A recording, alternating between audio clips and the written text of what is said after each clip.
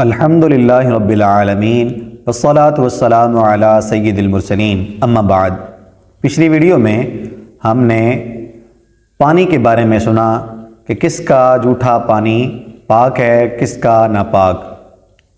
کس کا جھوٹا مکروہ ہے، کس کا مشکوک۔ آج ہم تیمم کے بارے میں سنیں گے کہ تیمم کیسے اور کب کیا جا سکتا ہے۔ اللہ کریم ارشاد فرماتا ہے، بسم اللہ الرحمن الرحیم، وَإِن كُنتُم مَّرْضَىٰ أَوْ عَلَىٰ سَفَرٍ أَوْ جَاءَ أَحَدٌ مِّنكُم مِّنَ الْغَائِطِ أَوْ لَامَسْتُمُ النِّسَاءَ فَلَمْ تَجِدُوا مَاءً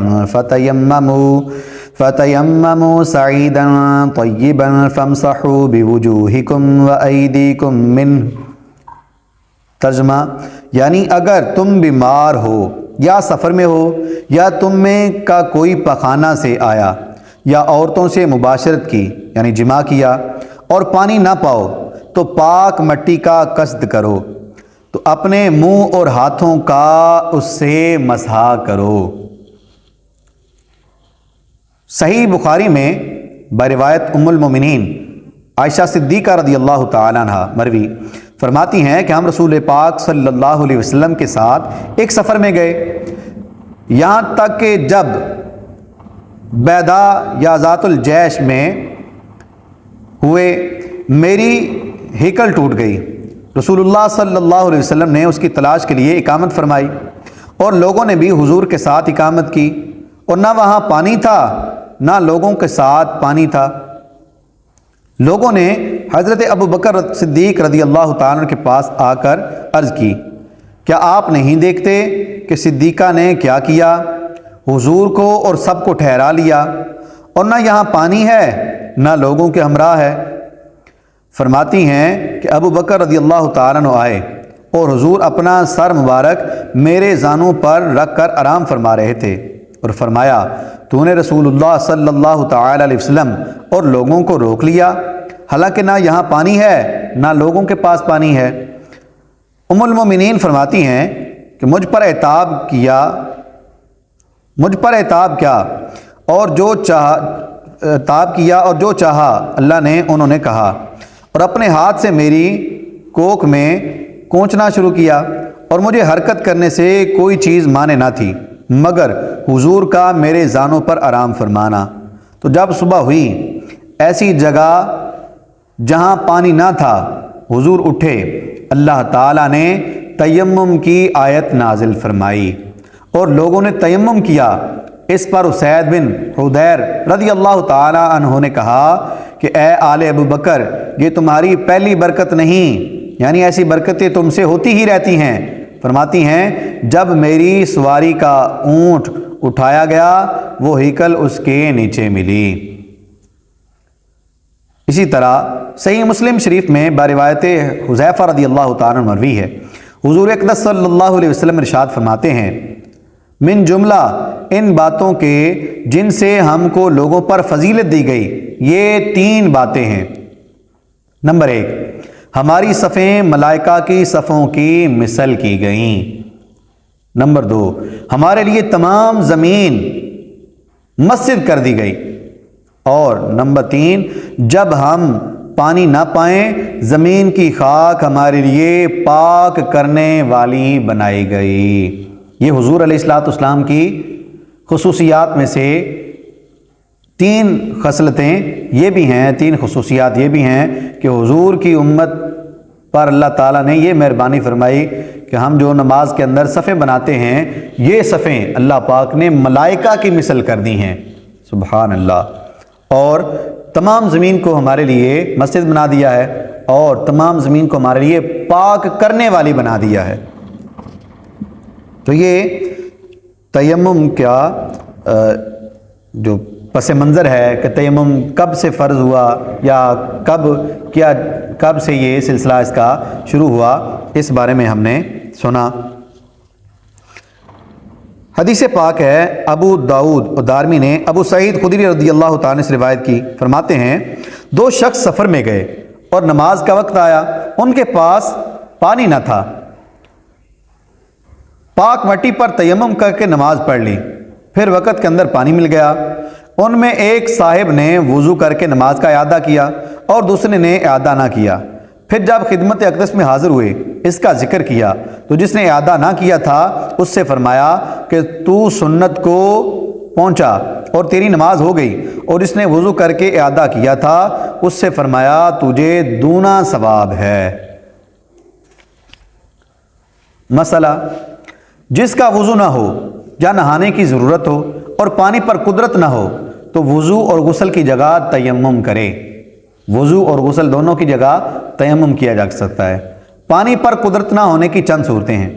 نمبر 1، ایسی بیماری ہو کہ وضو یا غسل سے اس کے زیادہ ہونے یا دیر میں اچھے ہونے کا صحیح اندیشہ ہو،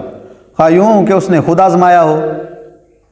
کہ جب وضو یا غسل کرتا ہے تو بیماری بڑھتی ہے، یا یوں کہ کسی مسلمان اچھے لائق حکیم نے جو ظاہراً فاسق نہ ہو کہہ دیا ہو کہ پانی نقصان کرے گا، تو ایسی صورت میں تیمم کیا جا سکتا ہے۔ مسئلہ، محض خیال ہی خیال بیماری بڑھنے کا ہو تو تیمم جائز نہیں، کہ خیال ہی ہے کہ نہیں اگر میں وضو کروں گا تو بیماری بڑھ جائے گی، خیال ہے صرف، تو خیال سے کام نہیں چلے گا، وضو کرنا پڑے گا۔ مسئلہ، اور اگر پانی بیماری کو نقصان نہیں کرتا مگر وضو یا غسل کے لیے حرکت ضرر کرتی ہو، یا خود وضو نہیں کر سکتا اور کوئی ایسا بھی نہیں جو وضو کرا دے تو بھی تیمم کرے۔ یوں ہی کسی کے ہاتھ پھٹ گئے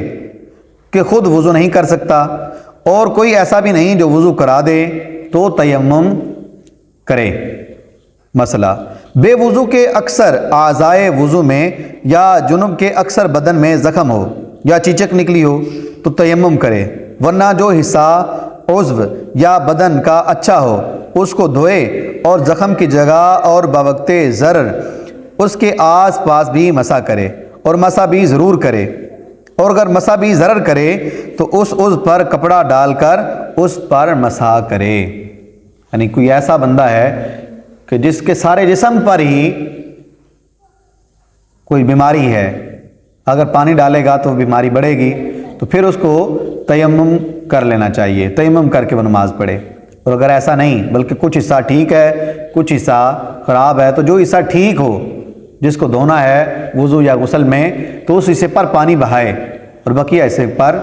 اگر مسح کر سکتا ہو تو مسح کرے، اگر یوں مسح نہیں کر سکتا تو پھر پہلے کپڑا لپیٹے، کپڑا لپیٹ کر اس پر مسح کرنا ہوگا پانی کا۔ ایسے اگر اس نے وضو یا غسل کیا تو وضو یا غسل نہیں ہوگا۔ مسئلہ، بیماری میں اگر ٹھنڈا پانی نقصان کرتا ہے اور گرم پانی نقصان نہ کرتا ہو تو گرم پانی سے وضو اور غسل ضروری ہے، تیمم جائز نہیں ہے۔ ٹھنڈا پانی اگر نقصان دیتا ہے تو گرم کر کے کرے، اور اگر گرم پانی نقصان دیتا ہو تو پھر ٹھنڈے پانی سے وضو یا غسل کرے۔ ہاں اگر ایسی جگہ ہو کہ گرم پانی نہ مل سکے تو تیمم کرے۔ یوں ہی اگر ٹھنڈے وقت میں وضو یا غسل نقصان کرتا ہے اور گرم وقت میں نہیں تو ٹھنڈے وقت تیمم کرے، پھر جب گرم وقت آئے تو آئندہ نماز کے لیے وضو کر لینا چاہیے۔ جو نماز اس تیمم سے پڑھ لی اس کے اعادے کی حاجت نہیں، یعنی فرسٹ ٹائم ہے، فجر کا وقت ہے، اب اس بیماری کو وہ بڑھانے کا خطرہ ہے کہ اگر میں اب نہاؤں گا یا غسل کروں گا وضو کروں گا تو یہ بیماری بڑھ جائے گی، اس وقت تیمم کر لے، اور جب دوپہر کا وقت دھوپ نکل آئے اب پانی ذرا نارمل ہو گیا ہے تو اب غسل کر لے یا وضو کر لے۔ مسئلہ، اگر سر پر پانی ڈالنا نقصان کرتا ہے تو گلے سے نہائے اور پورے سر کا مسح کر لے، تیمم نہیں کر سکتا۔ صرف سر پر اگر نقصان کرتا ہے بقیہ جسم پر نہیں کرتا تو سر پر مسح کر لے اور باقی سارا نہا لے تو اس کا غسل ہو جائے گا، تیمم نہیں کر سکتا۔ وہاں چاروں طرف ایک ایک میل تک پانی کا پتہ نہیں تو کیا کرے؟ اگر یہ گمان ہو کہ ایک میل کے اندر پانی ہوگا تو تلاش کر لینا ضروری ہے، بلا تلاش کیے تیمم کیا تو یہ جائز نہیں ہے۔ پھر بغیر تلاش کیے تیمم کر کے نماز پڑھ لی اور تلاش کرنے پر پانی مل گیا تو وضو کر کے نماز کا اعادہ لازم ہے، اور اگر نہ ملا تو نماز ہو گئی۔ مسئلہ، اگر غالب گمان ہے یہ ہے کہ میل کے اندر پانی نہیں ہے تو تلاش کرنا ضروری نہیں ہے۔ پھر اگر تیمم کر کے نماز پڑھ لی اور نہ تلاش کیا، نہ کوئی ایسا ہے جس سے پوچھے، اور بعد کو معلوم ہوا کہ پانی یہاں سے قریب ہے، تو نماز کا اعادہ نہیں، مگر یہ تیمم اب جاتا رہا۔ اور اگر کوئی وہاں تھا مگر اس نے پوچھا نہیں اور بعد کو معلوم ہوا کہ پانی قریب ہے تو اعادہ نماز کا کرنا ہوگا۔ پانی کہیں ایسی جگہ پر ہے جہاں پانی نہیں ہے اور اس کے پاس آس پاس کوئی بندہ بھی نہیں ہے کہ جو بتائے کہ یہاں سے کتنا دور پانی مل سکتا ہو، تو پھر کیا کرے؟ اور اس کو یہ پتہ ہے کہ کم از کم 1 کلومیٹر تک یا 1.5 کلومیٹر تک پانی نہیں ہے، پھر اس نے تیمم کیا، نماز پڑھ لی تو ہو گئی۔ اور اگر اس کے پاس کوئی بندہ تھا یا کوئی وہاں پر رہتا تھا لیکن اس نے اسے پوچھا ہی نہیں، اس نے اپنے طور پر ہی تیمم کر لیا، لیکن بعد میں پتہ چلا کہ لو جی پانی تو یہاں قریب ہی تھا،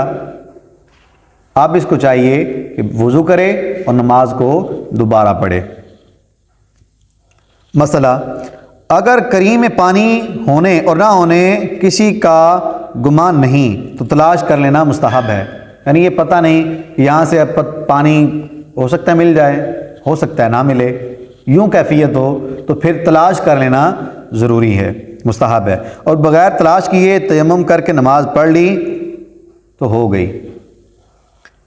ساتھ میں زمزم شریف ہے جو لوگوں کے لیے تبرکن لیے جا رہا ہے یا بیمار کو پلانے کے لیے، اور اتنا ہے کہ وضو ہو جائے گا تو تیمم جائز نہیں، پھر آب زمزم سے ہی وضو کرنا ہوگا، اس کو گھر نہیں لے کر جائے گا یا تبرک کے طور پر نہیں لے کر جائے گا، اس سے وضو کرے گا۔ اگر چاہے کہ زمزم شریف سے وضو نہ کرے اور تیمم جائز ہو جائے تو اس کا طریقہ یہ ہے کہ کسی ایسے شخص کو جس پر بھروسہ ہو کہ پھر دے دے گا، وہ پانی ہبہ کر دے اور اس کا کچھ بدلہ ٹھہرا لے تو اب تیمم جائز ہو جائے گا۔ کسی دوسرے بندے کو دے دے کہ یہ میں نے تجھے ہبہ کیا، اس کے بدلے میں مجھے تم کچھ دو، اب یہ وضو کر سکتا ہے، اب تیمم کر سکتا ہے اس آب زمزم کے ہوتے ہوئے بھی۔ مسئلہ، جو نہ آبادی میں ہو نہ آبادی کے قریب اور اس کے ہمراہ پانی موجود ہے اور یاد نہ رہا اور تیمم کر کے نماز پڑھ لی، ہو گئی، اور اگر آبادی یا آبادی کے قریب میں ہو تو اعادہ کرے گا۔ اگر کسی کہ ساتھی کے پاس پانی ہے اور یہ گمان ہے کہ مانگنے سے دے دے گا تو مانگنے سے پہلے تیمم جائز نہیں۔ پھر اگر نہیں مانگا اور تیمم کر کے نماز پڑھ لی اور بعد نماز مانگا اور اس نے دے دیا یا بے مانگے اس نے خود دے دیا تو وضو کر کے نماز کا اعادہ لازم ہے، دوبارہ نماز پڑھنا ضروری ہے۔ کسی ساتھی کے پاس پانی ہے، اب یہ مانگ ہی نہیں رہا، مانگتا تو وہ دے دیتا، تو مانگنے سے پہلے تیمم کر کے نماز پڑھ لی تو اس کی نماز نہیں ہوگی۔ اتنی سردی کہ نہانے سے مر جانے یا بیماری کا کبھی اندیشہ ہو اور لحاف وغیرہ کوئی ایسی چیز اس کے پاس نہیں جسے نہانے کے بعد اوڑھے اور سردی کے ضرر سے بچے، نہ آگ ہے جسے تاپ سکے تو تیمم جائز ہے۔ اتنا ٹھنڈا پانی ہے کہ اگر سر پر ڈالے گا مر جائے گا، یا بیماری بڑھ جائے گی یا بیمار ہو جائے گا، بہت شدید بیمار ہو جائے گا، تو ایسی صورت میں اگر ساتھ لحاف بھی نہیں ہے، آگ بھی نہیں ہے، پھر تیمم کر سکتا ہے، لیکن اگر ان میں سے کچھ بھی ہے تو تیمم نہیں کر سکتا، وضو کر کے غسل کر کے نماز پڑھنا اس پر ضروری ہے۔ اس کا طریقہ کیا ہے یہ بھی ہم سیکھ لیتے ہیں۔ طریقہ یہ ہے کہ دونوں ہاتھ زمین پر مارے گا، جہاں پر مٹی ہو زمین پر مارے۔ اب مٹی اگر زیادہ لگ گئی ہے تو ان کو جھاڑ لے، ایسے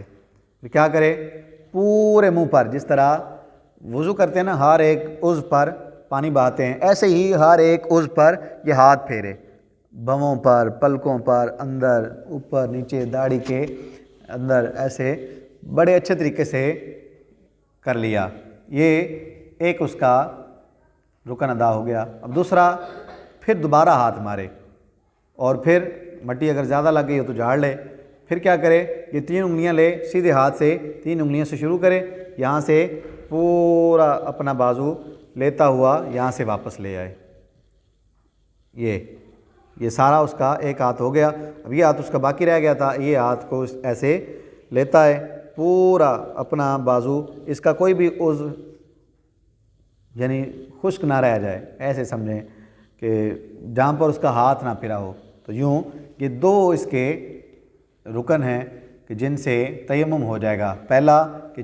منہ پر سارا مسح کرنا ہے اچھے طریقے سے، دوسرا دونوں ہاتھوں کا مسح کرنا ہے۔ اب چاہے وہ وضو کا تیمم ہو یا غسل کا تیمم ہو، یہی تیمم ہے، انہی سے اس کا تیمم ہو جائے گا اور وہ نماز وغیرہ پڑھ سکتا ہے۔ اور پھر یہ کب تک رہے گا تیمم؟ جب تک اس کو پانی میسر نہیں آتا۔ جیسے ہی پانی مل گیا اس کا تیمم خود بخود ٹوٹ گیا، دوبارہ اس کو نہانا پڑے گا یا دوبارہ اس کو وضو کرنا پڑے گا۔